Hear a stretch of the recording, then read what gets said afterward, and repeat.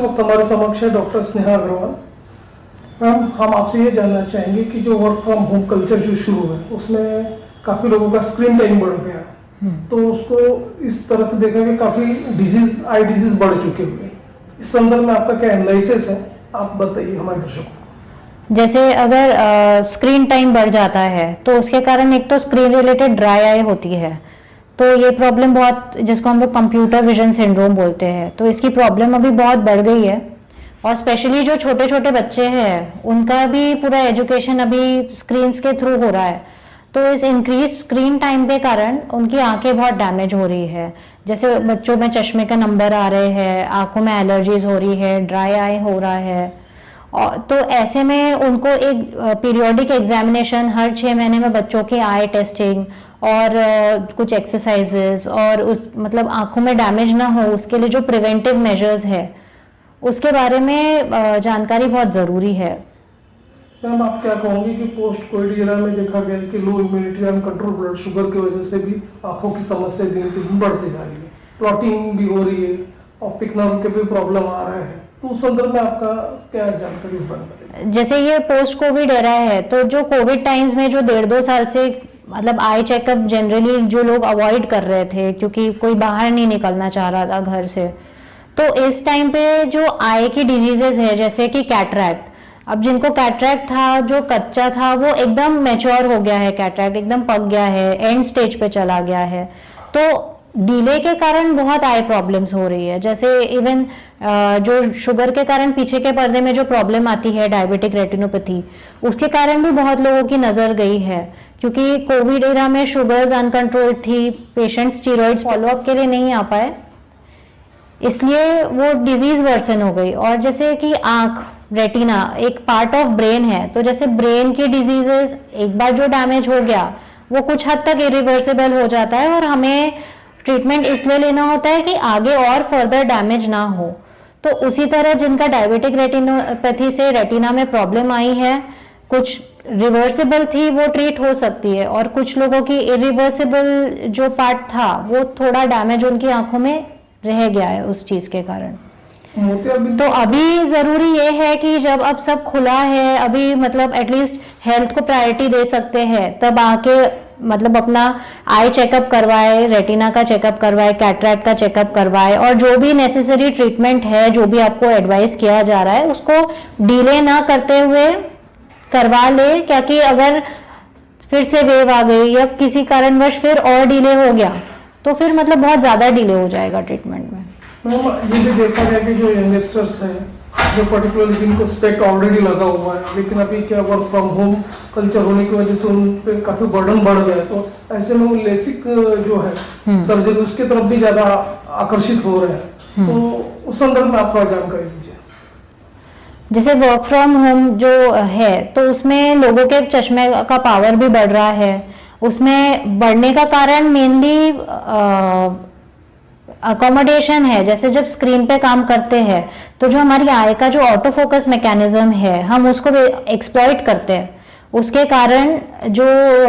कभी कभी पावर बढ़ा हुआ दिखता है, मतलब ज़्यादा चश्मे की ज़रूरत लगती है बट वो एक्चुअली होती नहीं है, तो इस टाइप से भी है। बट उसका थरो इवैल्यूएशन करना ज़रूरी है कि ऐसा क्या प्रॉब्लम है, क्यों हो रहा है, और उसको जो अकोमोडेशन अगर स्पाज्म हो रहा है तो उसको रिलीव करने के लिए एक्सरसाइजेज है और कुछ मेजर्स है, जैसे कुछ स्क्रीन के एडजस्टमेंट्स है, कुछ लाइफस्टाइल चेंजेस है, वो सब अडॉप्ट करना बहुत ज़रूरी है। कुछ खाने पीने में चेंजेस करने ज़रूरी है, जो आइज़ के लिए इम्पॉर्टेंट माइक्रोन्यूट्रिएंट्स है वो फूड में आपको मिलना ज़रूरी है, तो ये सारी चीज़ों का ध्यान रखना ज़रूरी है। ग्लाइकोमा के भी पेशेंट्स काफ़ी बढ़ रहे हैं, तो किस तरह की उन्होंने सावधानियां रखना चाहिए? ग्लाइकोमा के लिए हम बोलते हैं ग्लाइकोमा एक ऐसी डिजीज है जो साइलेंटली ब्लाइंडनेस कॉज करता है, मतलब आपको पता नहीं चलता है, धीरे धीरे आपकी विजन कम होती जाती है एक्चुअली, क्योंकि विजन की क्लैरिटी नहीं कम होती, जो हमारी फील्ड ऑफ विजन है वो कम होती जाती है। तो जब हमें रियलाइज होता है कि विजन कम हो गई है तब तक एक्चुअली बहुत डैमेज हो चुका होता है। तो इसमें ऐसा है कि पीरियोडिकली चेक कराना पड़ता है कि कितना डैमेज है, आंखों का प्रेशर कैसा है, उस हिसाब से उस प्रेशर को कंट्रोल करना पड़ता है ताकि ये डिजीज जल्दी प्रोग्रेस ना हो। तो ये जो 1.5-2 साल का गैप हो गया है, इसमें प्रेशर्स अनकंट्रोल्ड रहे हैं आंखों के, तो जो नर्व का डैमेज हुआ है, ऑप्टिक नर्व का डैमेज हुआ है, ग्लूकोमा का जो प्रोग्रेशन हुआ है वो बहुत ज़्यादा हुआ है। तो अभी ज़रूरत ये है कि ये सब चीज़ें टेस्ट की जाए और जो भी अभी के आँख की कंडीशन के हिसाब से परफेक्ट ट्रीटमेंट है वो स्टार्ट किया जाए, क्योंकि और फर्दर डैमेज ना हो। जब कोरोना पीक पे था तब उस समय ऐसे भी हालात निर्माण हुए थे कि काफी सर्जरियां बंद हो गई थी, आईज की भी सर्जरी बंद हो गई। हाँ। लेकिन एक दौर ऐसा भी चला जब म्यूकोरमाइसिस पीक पे आया, ब्लैक फंगस की वजह से ऑप्टिकल नर्व के भी काफी प्रॉब्लम लोगों को बढ़े, तो उस समय भी पीक था म्यूकोरमाइसिस का। तो अब तब का दौर, म्यूकोरमाइसिस का दौर और आज का जो सर्जरी का दौर है, इसमें क्या डिफरेंसेस है और किस तरह की सर्जरी आप परफॉर्म कर रहे हो एज ए ऑप्थेल्मोलॉजिस्ट, उस बारे में बताइए। तो म्यूकोरमाइकोसिस था वो बेसिकली एक पोस्ट कोविड डिजीज है,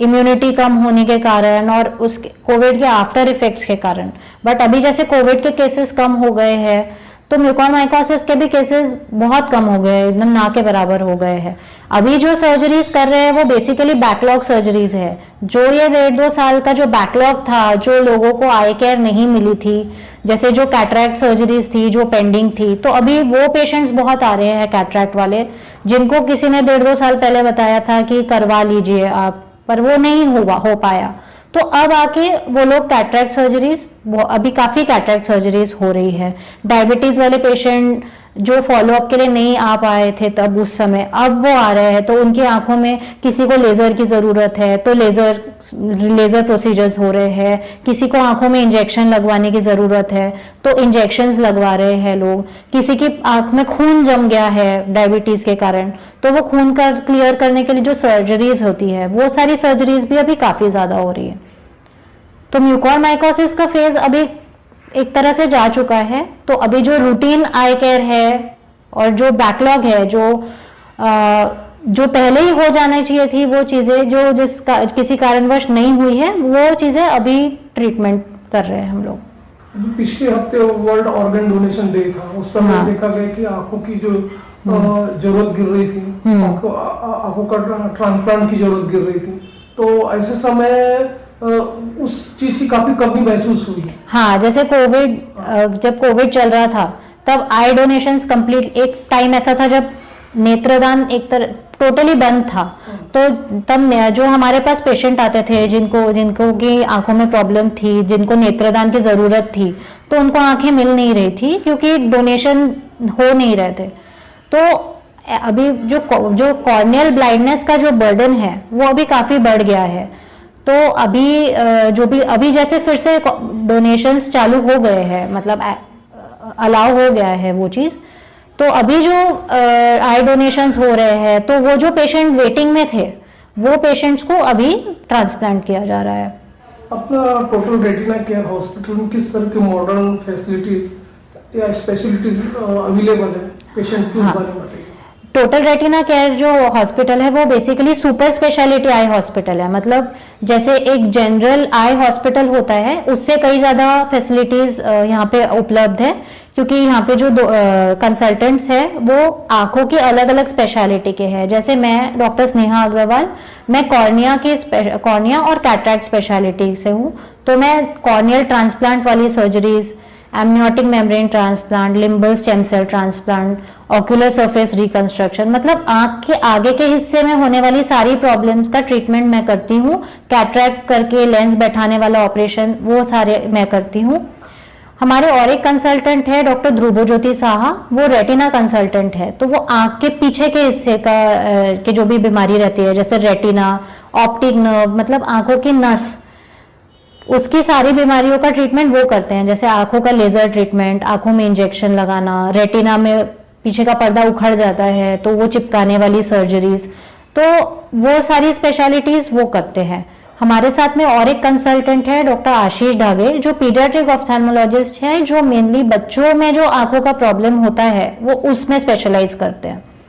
तो टोटल रेटिना केयर में आपको सुपर स्पेशलिटी केयर मिलेगा, जो कि मतलब नागपुर में बहुत कम सेंटर्स पे अवेलेबल है। हमारे पास पूरा मॉडर्न इक्विपमेंट है, सारे इम्पोर्टेड मशीन्स है, जो माइक्रोस्कोप है जिसके थ्रू सर्जरी करते हैं, जो फेको मशीन है जिससे सर्जरी करते हैं, वो हमारी बहुत अल्ट्रा मॉडर्न मशीन्स है।